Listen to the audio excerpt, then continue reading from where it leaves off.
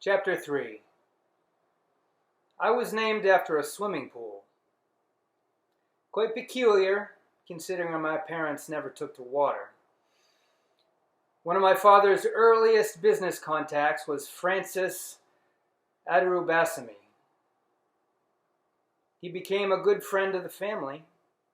I called him Mamaji, Mama being the Tamil word for uncle, and Ji being a suffix used in India to indicate respect and affection. When he was a young man, long before I was born, Mamaji was a champion competitive swimmer, a champion of all South India. He looked the part his whole life. My brother, Ravi, once told me that when Mamaji was born, he didn't want to give up on breathing water, and so the doctor, to save his life, had to take him by the feet and swing him above his head round and round. It did the trick, said Ravi, wildly spinning his hand above his head. He coughed out water and started breathing air.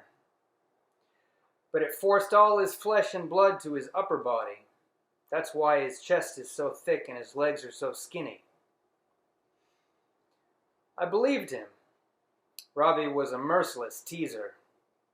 The first time he called Mamaji Mr. Fish to my face, I left a banana peel in his bed.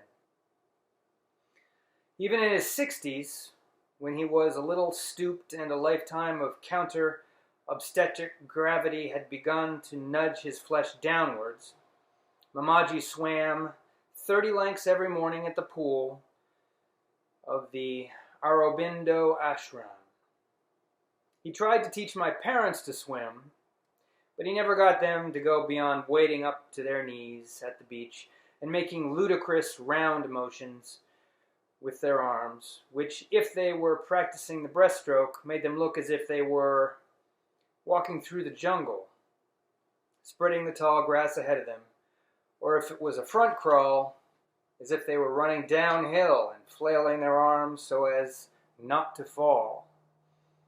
Ravi was just as unenthusiastic. Mamaji had to wait until I came into the picture to find a willing disciple. The day I came of swimming age, which, to mother's distress, Mamaji claimed was 7, he brought me down to the beach, spread his arms seaward, and said, "This is my gift to you." "And then he nearly drowned you," claimed mother. I remained faithful to my aquatic guru. Under his watchful eye, I lay on the beach and fluttered my legs and scratched away at the sand with my hands, turning my head at every stroke to breathe. I must have looked like a child throwing a peculiar slow-motion tantrum. In the water, as he held me at the surface, I tried my best to swim. It was much more difficult than on land, but Mamaji was patient and encouraging. When he felt that I had progressed sufficiently, we turned our backs on the laughing and the shouting, the running and the splashing, the green-blue waves and the bubbly surf, and headed for the proper rectangularity and the formal flatness and the paying admission of the ashram swimming pool. I went there with him 3 times a week throughout my childhood. A Monday, Wednesday, Friday early morning ritual with the clockwork regularity of a good front crawl stroke. I have vivid memories of this dignified old man stripping down to nakedness next to me, his body slowly emerging as he neatly disposed of each item of clothing, decency being salvaged at the very end by a slight turning away and a magnificent pair of imported athletic bathing trunks. He stood straight, and he was ready. It had an epic simplicity. Swimming instruction, which in time became swimming practice, was grueling, but there was the deep pleasure of doing a stroke with increasing ease and speed, over and over, till hypnosis practically the water turning from molten lead to liquid light.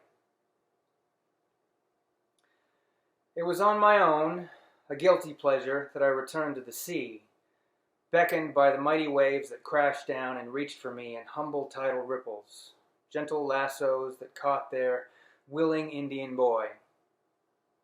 My gift to Mamaji one birthday, I must have been 13 or so, was 2 full lengths of credible butterfly. I finished so spent I could hardly wave to him. Beyond the activity of swimming, there was the talk of it. It was the talk that Father loved. The more vigorously he resisted actually swimming, the more he fancied it. Swim lore was his vacation talk from the workaday talk of running a zoo. Water without a hippopotamus was so much more manageable than water with one. Mamaji studied in Paris for 2 years, thanks to the colonial administration. He had the time of his life.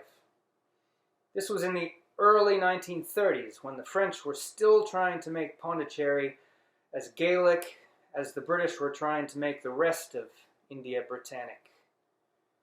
I don't exactly recall what Mamaji studied. Something commercial, I suppose. He was a great storyteller.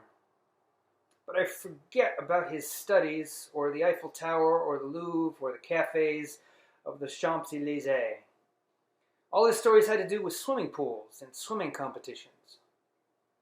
For example, there was the Piscine Delaney, the city's oldest pool, dating back to 1796, an open-air barge moored to the Quai d'Orsay, and the venue for the swimming events of the 1900 Olympics. But none of the times were recognized by the International Swimming Federation because the pool was 6 meters too long. The water in the pool came straight from the Seine, unfiltered and unheated. It was cold and dirty, said Mamaji. The water, having crossed all of Paris, came in foul enough. Then people at the pool made it utterly disgusting. In conspiratorial whispers, with shocking details to back up his claim, he assured us that the French had very low standards of personal hygiene. Delaney was bad enough. Bain Royale, another latrine on the Seine, was worse. At least at Delaney, they scooped out the dead fish. Nevertheless, an Olympic pool is an Olympic pool, touched by an immortal glory. Though it was a cesspool, Mamaji spoke of Delaney with a fond smile. One of the better off at the Piscine Chateau Landon, Rouvet, or du Boulevard de la Gare. They were indoor pools with roofs, on land and open year-round.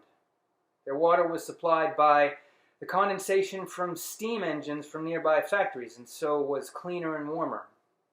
But these pools were still a bit dingy and tended to be crowded.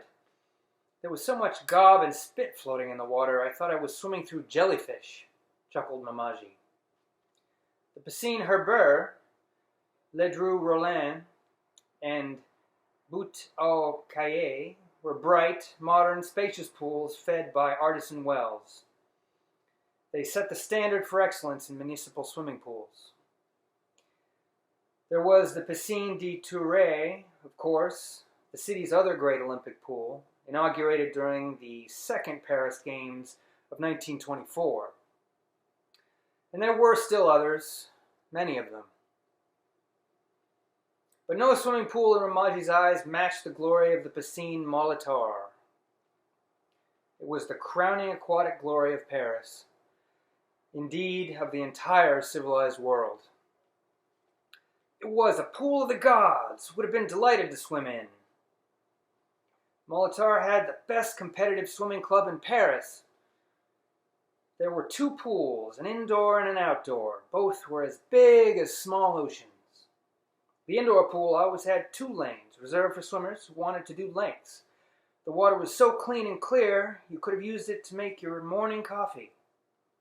Wooden changing cabins, blue and white, surrounded the pool on 2 floors. You could look down and see everyone and everything.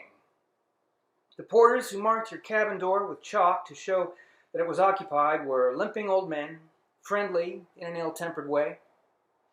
No amount of shouting and tomfoolery ever ruffled him. The showers gushed hot, soothing water. There was a steam room and an exercise room. The outside pool became a skating rink in winter. There was a bar, a cafeteria, a large sunning deck, even 2 small benches with real sand. Every bit of tile, brass, and wood gleamed. It was the only pool that made Mamaji fall silent, his memory making too many lengths to mention. Mamaji remembered, Father dreamed. This is how I got my name when I entered this pool, this world, at last. Welcome addition to my family 3 years after Ravi. Bhasin Malatar Patel.